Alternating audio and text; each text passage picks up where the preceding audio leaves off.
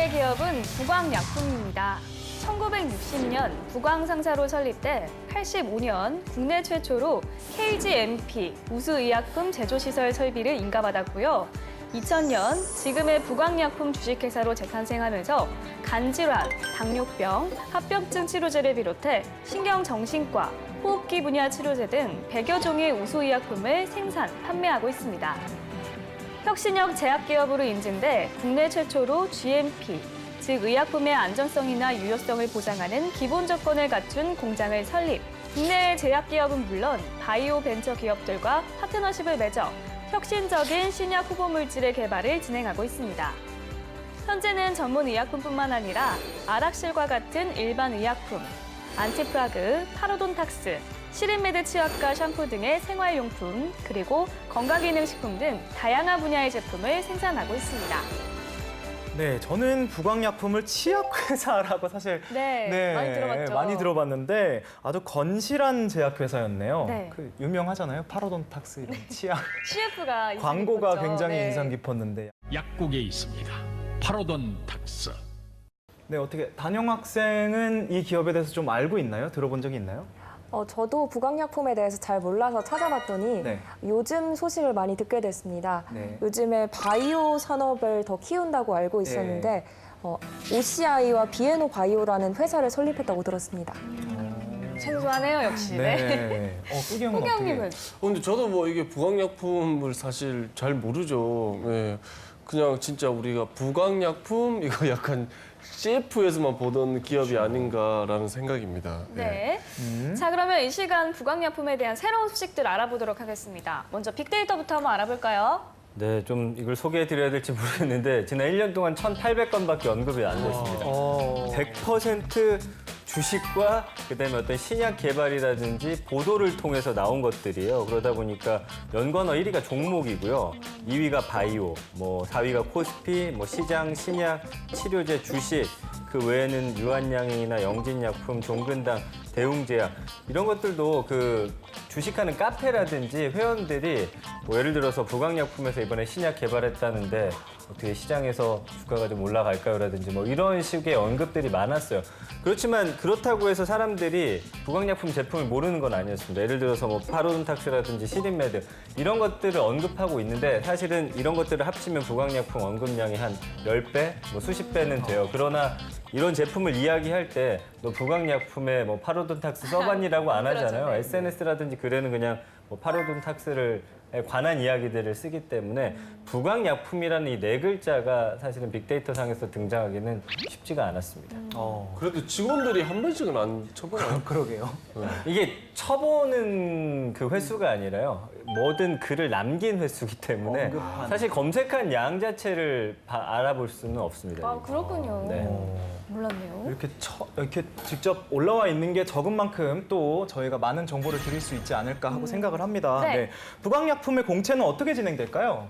최근에 채용이 한번 열렸는데요. 예. 그 직구는 이제 영업부 실적 및 분석 업무. 그러니까 영업 업무로 이제 우리가 해석을 하시면 될 것 같아요. 그래서 신입과 경력 채용이 동시에 이루어졌고요. 신입 같은 경우에는 수술 6개월 후에 아마 전환되는, 근데 경력 같은 경우에는 수술 3개월 후에 전환되는 케이스 같습니다. 학사 이상의 전공을 걸어놨고요. 그다음에 아까 제가 영업부 실적 및 분석이라고 제가 말씀드렸는데 그러다 보니까 그 응시 자격을 보면 엑셀 활용이 좀 상급 수준 이상, 요걸 좀 필수로 이렇게까지 거는 케이스는 많지 않으니까 정말로 데이터 분석 관련된 직군을 좀 많이 본다. 그렇게 볼 수 있고요. 제약 영업 같은 경우에는 사실 전공 선호도는 높지 않습니다. 그리고 우리가 이제 일반 의학, 전문 의학 이렇게 얘기하는데 특히나 전문의학이라고 하면은 큰 대형 병원이라든가 그다음에 의사들을 상대로 또 세일즈를 진행하게 되기 때문에 요즘 김영란법, 리베이트법 이런 것들이 생기고 나서 예전보다 많이 투명해지고 있지만 그래도 뭔가 좀 감성적인 관계라든가 커뮤니케이션 능력이 좀 필요해요. 그래서 여러분들 중에 내가 뭐 이런 전공을 떠나 현장에서 아르바이트나 세일즈 경험이 많고 또 여러 세대와 공감할 수 있는 그런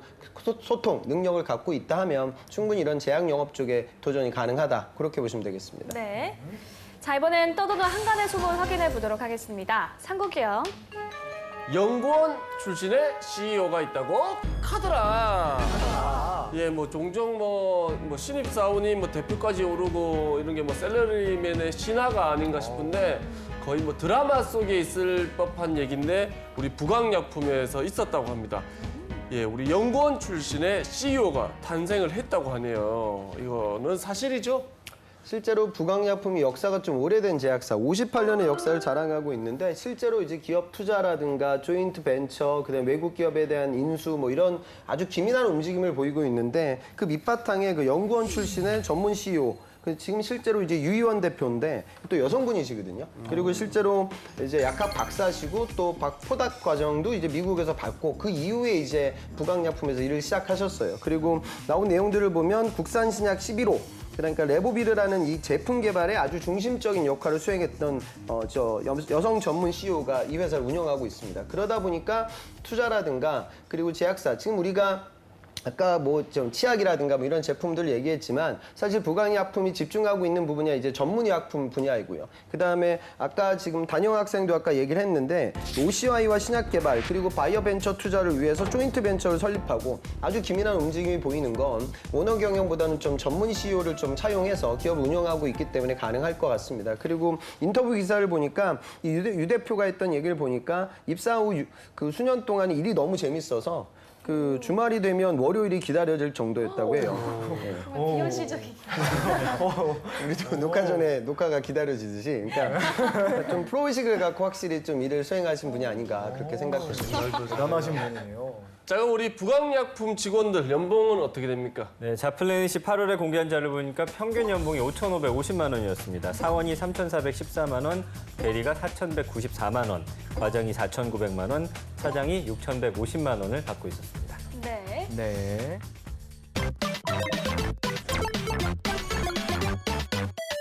자, 이번엔 기업에 대해 좀 더 깊숙이 알아보도록 하겠습니다. 핫한 키워드로 기업을 저격해보는 시간이죠. 상고기업. 네, 핫한 키워드로서 기업을 저격해 보도록 하겠습니다. 꾸기의 해시태그! 우리 첫 번째 해시태그 보도록 하겠습니다. 짜잔! 샵 10년 만에 컴백 샵 글로벌 변비약입니다. 우리 부강약품이 요즘 들어서 부쩍 광고를 좀 더 많이 하고 있는데 바로 우리 배우 윤여정 씨랑 그리고 이서진 씨께서 출연한 우리 치약 광고 시린메드 F도 있고요. 네, 그리고 배우 우리 또 길영호 씨가 출연한 우리 변비약 아락실 광고도 있는데 아락실 광고는 무려 10년 만에 다시 찍었다고 합니다. 10년 만에 다시 광고를 시작한 이유가 뭘까요? 그러니까 홍쌤도 지적해 주셨지만 부강약품이 이제 전문의약품 쪽에 집중하다가 이제는 미래의 성장 동력으로 정한 것이 일반 의약품하고 건강기능식품이에요. 그러다 보니까 그동안 잠시 멈췄던 광고를 통해서 일반인들에게 이제 자사 제품 좀 많이 홍보하기 위한 그런 전략으로 보이고요. 그 첫 번째 일환으로 말씀해 주신 게 이제 10년 동안 광고 중단했던 아락실 광고를 또 게재를 했고요. 우리가 이제 기억한 게 파로돈탁스나 시린메드 이런 광고들을 네. 사실 네. 그동안 부강약품이 굉장히 잘 만들어 왔었는데 최근에 못 보다가 다시 이제 등장을 하고 있는 것들이고요. 그리고 이제 아이부터 어른까지 복용 가능한 아락실 소프트 시럽을 또 발매하기도 했고 결국에는 이제 이런 의약품 시장도 워낙 포화 상태에 이르다 보니까 아이부터 어른까지 먹을 수 있는 그런 제품들을 개발하고 결국에 그러려면 부강약품이라는 것들을 사람들의 뇌 속에 박아야 되잖아요. 그래서 이제 광고를 다시 시작한 것으로 보이고요. 전문 CEO를 통해서 사업을 확장하는 그 계획 안에 아까 말씀드린 대로 일반 의약품과 건강기능식품이 있기 때문인 거죠. 네. 뭐 단영 학생이 보기에는 취준생들이 광고를 보고 기업에 뭐 흥미를 가진다거나 정보를 얻기도 하는 것 같나요? 네, 광고를 보고 이 기업은 어떨 것 같다 좀 예측을 할 수 있는 것 같고요. 또 가고 싶었던 회사라면은 뭐 요즘 주력하고 있는 제품이라든지 혹은 나아갈 방향성에 대해서 한번 파악할 수 있는 기회인 것 같습니다. 네. 사실 광고는 기업의 중요한 마케팅 수단이잖아요. 그쵸. 이 취준생들이 기업의 광고를 잘 이해를 하고 면접에서 활용을 할 수 있으려면 어떻게 해야 할까요? 근데 저는 광고를 그렇게 많이 활용하지 말아라라고 얘기를 하는데 그러니까 우리가 취업을 하는 건 여러분도 어때요? 내가 그 제품과 서비스를 소비하는 관점에서 취업을 하는 것이 아니라 그 제품과 서비스를 만들고 판매하는 관점에서 취업을 하죠. 그러니까 저는 물론 광고도 어느 정도 알고 가야겠지만 그거는 거기 가는 모든 구직자들이 보고 가는 정보이기에 그런 광고보다는 그럼 여러분들 취업하기 이전에 이미 그 생산자와 판매자 관점에서 의사결정하는 대중들이 있어요. 그건 그 기업의 이제 주주들이죠. 그러니까 주주들이 어떤 뉴스에 기민하게 반응하느냐 이런 부분들을 더 습득하고 취업 면접장에 가야 그분들과 코드가 더 잘 맞는다. 그거는 좀 생각하시면 좋겠습니다. 네. 네, 소비 입장에서 광고를 참여하기보다는 아무래도 구직자 입장에서 한번 생각해 보라는 말씀 주셨고요. 자, 그러면 다음 해시태그 한번 볼까요? 네, 다음 해시태그 보도록 하겠습니다. 짜잔. 샵 신약 개발 혼자 하지 마라. 샵 오픈 이노베이션입니다. 우리 제약회사의 가장 큰 사업은 아무래도 신약 개발인데요. 기존에는 뭐 자사 연구원들이 밤낮 없이 연구하면서 새로운 약을 개발했다면 요즘엔 좀 추세가 좀 바뀌었다고 합니다. 국적도 가리지 말고 다 같이 연구하자라는 추세라고 합니다. 콜라보레이션 같은 느낌이네요. 같이 연구한다는 거는 어떻게 하는 거죠? 그래서 뭐 사업적인 측면이 많이 들어간 것 같습니다. 요즘 국내 제약 바이오 업계 그 화두의 중심은 오픈 이노베이션, 그러니까 개방형 혁신이 있는 거예요. 이런 기술들을 갖고 있는 여러 회사들이 함께 힘을 합쳐가지고 파이를 키운 다음에 그걸 나눠 먹자라는 거죠. 그러니까 뭐 사실 워낙 큰 기업들도 많이 있다 보니까 경쟁도 치열하고 그리고 다국적 제약사들과의 어떤 압도적인 투자 규모 이런 거에서 좀 밀리다 보니까 결국에는 다른 기업들과 적극적으로 손을 잡으면서 일은 좀 늘리고 위험을 좀 줄이면서 신약 개발의 성공 가능성을 높이는 방향 쪽으로 나아간다라고 보시면 될 것 같고요. 그러다 보니까 이제 부강약품이 최근에는 뭐 미국의 회사라든지 덴마크의 어떤 중추신경계 신약 개발 바이오 업체 회사는 또 인수하기도 했고요. 또 일본 기업과도 손을 잡고서 뭐 조현병 약이라든지 이런 것도 만들고 있습니다. 그래서 결국엔 아까 말씀드린 대로 우리가 힘이 약하다 생각할 땐 힘을 합쳐서 파이를 키우고 그것을 나눠서 수익을 높이는 그런 이제 목표를 갖고 있는 거죠. 그런데 또 한편으로는 최근 국민연금이 스튜어드십 코드 도입을 결정을 하면서 부강약품도 영향을 좀 받을 걸로 예상이 되고 있는데요. 이런 부분은 취준생들이 어떻게 생각하면 좋을까요? 요즘 뭐 제게 빅 이슈죠. 그러니까 스튜어드가 이제 집사잖아요. 그러니까 주인의 돈을 집사가 맡아서 예전에는 그냥 주인의 의견이라든가 내가 의사결정하지 않았는데 이제 의사결정권 안에 내가 관여하겠다. 그러니까 우리나라 국민연금 같은 이런 연기금 그다음에 이제 자산운용사들이 과거에는 이제 투자만 하고 의결권을 발휘하지 않았는데 내가 의견을 이제 개진하는 거죠. 근데 이런 부분들은 제약산업에서도 많은 영향을 미칠 것 같아요. 실제로 보면 그 국민연금이 보유하고 있는 지분들을 보니까 우리나라 제약사들도 한 10%, 5%가 넘는 기업들이 많더라고요. 우리가 얘기하고 있는 부강약품도 한 7%가 조금 넘는 수준으로 연금이 지분을 보유하고 있고요. 그다음에 동아소시홀딩스 뭐 이런 회사들은 뭐 13% 정도 가까이, 동아 ST도 한 12%가 넘고, SK케미컬 같은 경우도 12%, 유한양행도 뭐 12% 정도 수준이죠. 그러면 일각에서는 물론 그러니까 당연히 국민연금이 지분을 갖고 있으니 경영 의사결정할 때 그 지분만큼의 의사결정하는 것은 자명한 일이 아니냐 이렇게 볼 수도 있는데 예를 들어 경영권에 관여를 하게 되면 제약산업은 우리가 아까 오픈 이노베이션 이런 얘기를 하는 이유도 제약산업은 신약 개발이 굉장히 오랜 시간이 소요되고 투자금이 많이 발현돼요. 그러다 보니까 어떤 장기적인 플랜을 두고 오너가 과감한 의사결정을 내릴 때도 있는데 또 일각에서는 이런 부분에 있어서 국민연금이 관여하게 되면 기업의 경영권이 더 흔들리지 않을까, 합리적인 의사결정을 못하지 않을까, 기업가 정신이 퇴색되지 않을까 이런 좀 우려가 있어요. 그래서 이 부분은 뭐 정답이 있는 부분은 아니지만 최근 나오는 그런 이슈들은 좀 정확하게 이해하고 면접장에 가셨으면 좋겠습니다. 네. 자, 이번엔 취준생들과 실제 면접 상황을 재현해 보도록 하겠습니다. 먼저 PD 면접인데요. 10년 후 이 기업은 이렇게 될 것이다를 주제로 발표해 주시면 되겠습니다. 부강약품의 10년 후, 단용 학생 시작해 주세요. 네, 10년 후 부강약품은 제약회사를 넘어서서 바이오 산업으로 성장할 것으로 예측을 했습니다. 6가지 품목으로 나눠봤는데요. 아토피와 천식 환자, 그리고 당뇨병, 심혈관 질환, 그리고 파킨슨병과 망막 분야로 나눠봤습니다. 이 바이오 산업은 현재 미래 먹거리라고도 할 정도로 제2반도체라고도 불리는데요. 부강약품도 이에 발빠르게 맞춰서 바이오 합작사인 비에노 바이오를 설립을 했습니다. 현재 이 부강약품의 주력 상품을 보니까 당뇨병과 파킨슨병으로 구분을 할 수가 있는데 저는 여기서 굵은 가지뿐만이 아니라 이 잔가지들도 함께 챙겨가자라고 생각을 해봤습니다. 아토피와 천식 환자가 당뇨병에 걸릴 확률이 높고 이 당뇨병을 앓고 있는 사람들은 심혈관 질환도 발병 우려가 있습니다. 또 파킨슨병도 망막 두께와도 관련이 있다고 들었는데요. 망막 두께가 얇아질수록 파킨슨병에 걸릴 확률이 높다고 나왔습니다. 때문에 이 당뇨병과 파킨슨병 앞뒤에 있는 질병들도 예방할 수 있는 그런 약품들을 만든다면 좀 더 사업을 확장할 수 있을 거라고 생각을 했습니다. 또 바이오 산업을 지금 육성하고 있기 때문에 바이오 시밀러와 함께 만든 제품을 만든다면 10년 후에 바이오 산업에서 큰 두각을 드러낼 것으로 보입니다. 네, 단영 학생 수고 많았습니다. 네, 잘 들었습니다. 네, 잘 들었습니다. 어떻게 들으셨나요? 사실 제약사가 하는 일이 조금 생소하다 보니까 굉장히 새롭게 들렸는데 부강약품도 좀 새로운 시도를 하는 것 같네요. 회사 법인을 하나 새로 만들고 네. 이런 바이오 쪽에 진출을 하면서 네, 그런 점에서 좀 새롭게 들었는데 저는 큰 가지는 있는데 예. 구체적인 방향성은 잘 드러나지 않는 느낌을 좀 받았어요. 뭐 뿌기 형님 어떻게 들으셨나요? 저는 일단 뭐 전체적으로 조금 길지 않았나라는 생각도 있었고, 근데 이제 뭐 이제 의학 쪽의 전문가가 아닌데 그래도 뭐가 걸리면 뭐에 연관성이 있고 이런 좀 조사를 한 그런 노력에 좀 이렇게 점수를 좀 주고 싶습니다. 네. 조선생께서는 어떻게 보셨나요?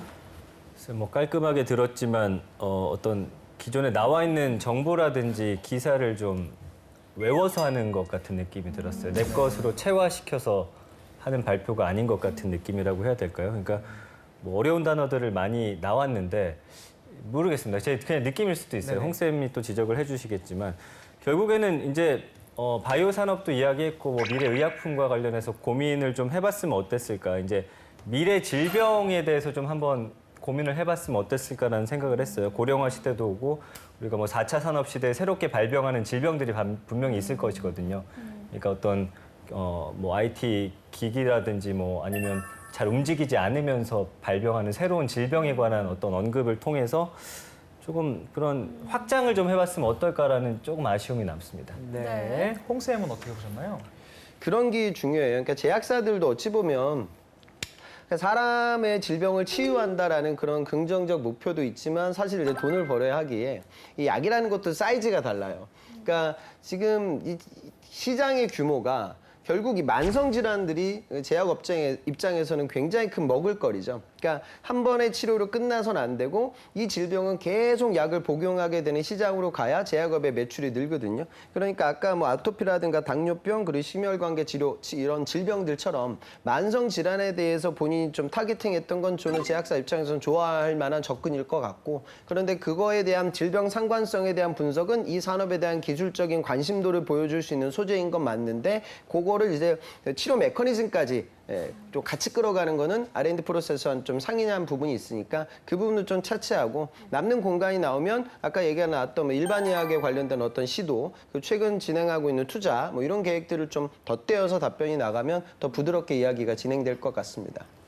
네, PT 너무 잘 들었고요. 부강약품에 대한 PT 면접 이후, 네, 이번에는 제가 취역에 관해서 1도 모르는 상태로 초보 취준생들을 대신해서 물어봐 드리는 시간입니다. 첫 번째 질문인데요.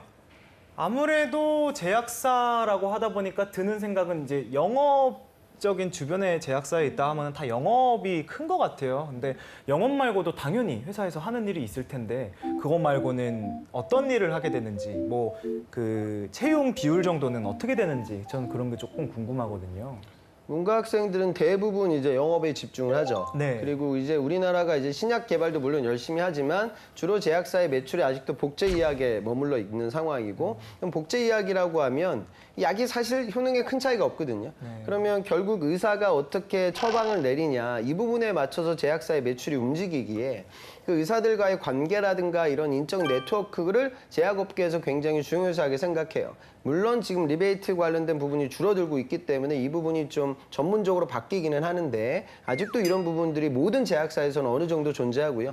그다음에 이공계 직군이라고 하면 당연히 신약 개발에 열심히 투자를 하고 있기에 연구 개발, 그다음에 품질, 또 생산 이런 직군에서 채용이 많습니다. 그래서 바이오 전공했던 친구들과 약학, 또 이제 화학 전공인데 생화학 쪽으로 많이 들었던 친구들이 투자를 하고요. 네. 그다음에 제약업의 이 공정을 효율화시키기 위해서 요즘 뭐 셀트리온, 뭐 삼성 바이오로직스 이쪽에 실적도 좋고 투자도 많이 하고 있는 상황인데 공정을 효율화시키는 작업이 중요하기에 통계나 산업과학도들도 어느 정도 일자리가 열리고 있죠. 그래서 이공계대 입장에서는 우선 화학과 바이오 쪽 전공 친구들이 이런 기업에 많이 투자를 하고 있고 도전하고 있습니다. 네. 네.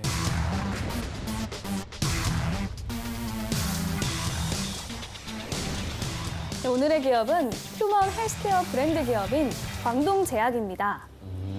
1963년 한방의 과학화를 창업 이념으로 고 최수보 회장이 광동제약사를 설립, 73년 광동제약으로 전환했습니다. 오래됐네요. 같은 해 광동제약의 간판 상품 중 하나인 거북표 우황청심원의 제조 허가를 받았고요. 현재는 쌍화탕과 같은 일반 의약품과 항암제, 주사제와 같은 전문 의약품, 또 마시는 비타민이란 창의적인 발상으로 탄생한 비타500, 차음료인 광동 옥수수 수염차와 헛개차를 제조 3다수의 유통권을 갖고 있습니다.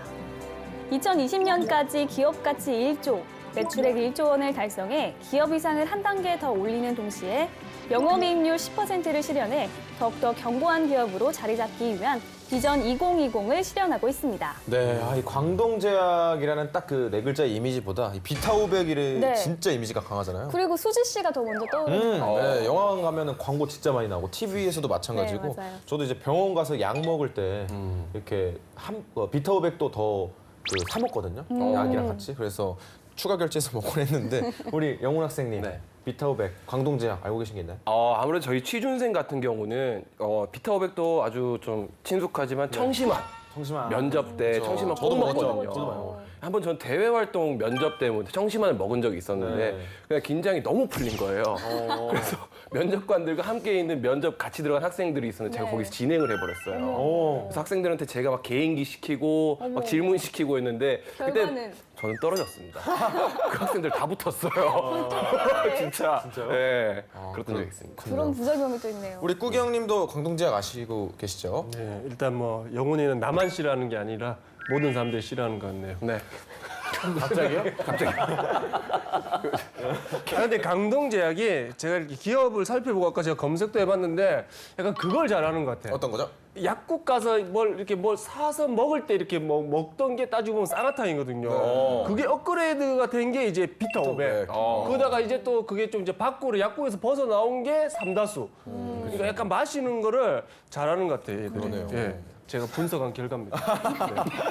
알겠습니다. 네. 자, 그러면 광동제약에 대한 빅데이터 한번 확인해 볼게요. 네, 지난 1년간 12,200여 건 정도 언급이 됐는데요. 그동안 제약사를 많이 했는데 좀 재밌는 연관어들이 상당히 많이 있었습니다.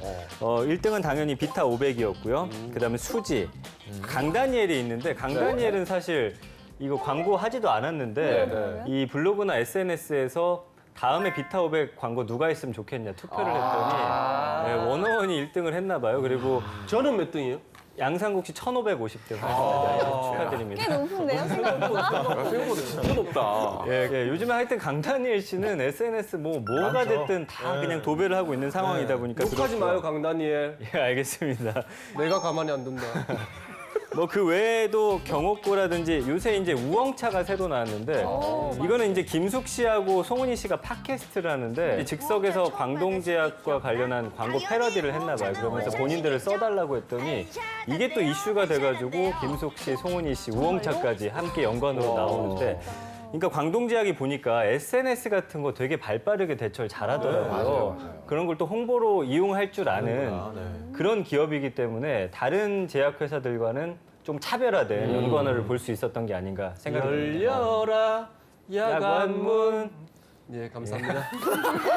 지금 어필하고 있는 거죠? 광고주분들께. 꼭 보시길 바랍니다. 자, 그러면 우리 홍쌤 채용 어떻게 진행될까요? 최근에 그 18년도 상반기 공개 채용이 이제 마감이 됐는데요. 실제로 나와 있는 직무들을 보니까 약국 영업, OTC 사업부 채용이 있었고 여기가 이제 두 자릿수를 제일 많았던 것 같아요. 네. 그다음에 삼다수라는 사업 비중이 굉장히 크기 때문에 생수 영업팀은 따로 채용이 또 이루어지고요. 그다음에 특별 영업팀, 그다음에 전략 경영팀, 그다음에 경영 진단팀, 스텝 직군의 채용도 있었어요. 그래서 홍보팀과 커뮤니케이션팀. 커뮤니케이션팀은 주로 이제 CSR, 사회 공헌 활동을 하는 직무로 이해하시면 되고요.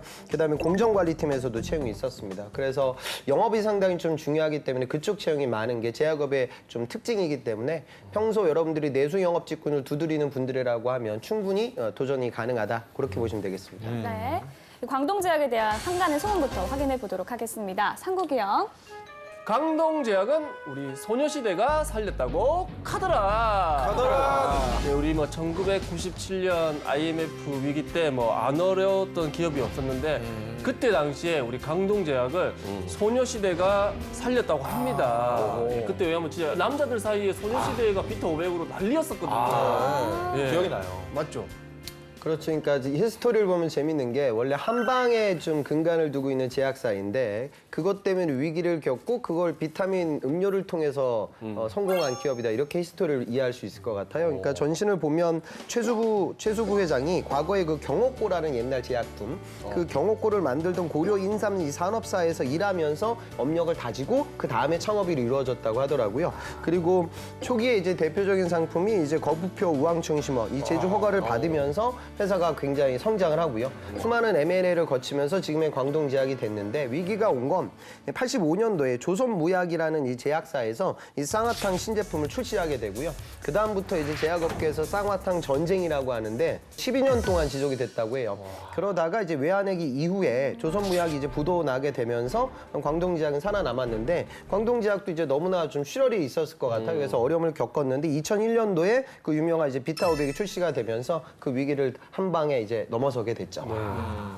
그러면 여기 쌍화탕이 우리 전쟁의 승자 강동제약 연봉은 어느 정도 됩니까? 네, 자플래닛의 올해 1월자 자료를 보니까요. 평균 연봉이 5,764만 원입니다. 사원은 3,703만 원, 그리고 대리 4,383만 원, 과장 4,798만 원, 그리고 차장 5,145만 원, 부장 6,368만 원입니다. 좋네요. 초봉이 높은 편이네요. 네.